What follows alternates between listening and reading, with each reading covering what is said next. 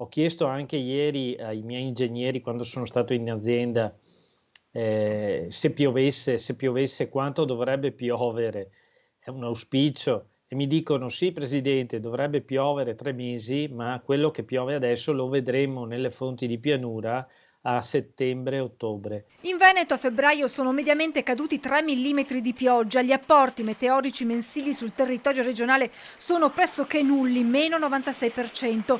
Per ritrovare una situazione simile bisogna tornare al 97,4 mm.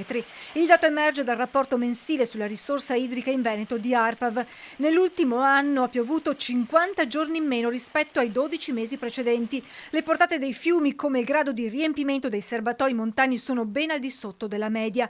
Le risorse nivali registrano un meno 49% e ancora 1 metro di falda in meno rispetto ad un anno fa. Una situazione di una drammaticità assoluta per il direttore di CIA Veneto. Se l'anno scorso era una situazione difficile, oggi è una situazione drammatica. Fra qualche giorno iniziano le irrigazioni, il piano irriguo dei consorzi di bonifica e se la situazione è di questo tipo, sicuramente non arriveremo ai primi di maggio per l'irrigazione. Se continuerà così, il settore agricolo dovrà fare i conti con perdite di produzione pesanti. 1 miliardo di euro è stato l'importo dell'anno scorso, del danno che ha provocato la siccità solo nel Veneto. Quest'anno sicuramente questo importo aumenterà in maniera anche importante. Il settore agricolo va verso un significativo razionamento dell'acqua, escluso invece per le utenze domestiche. Importante però l'impegno dei cittadini con un cambio culturale di abitudini,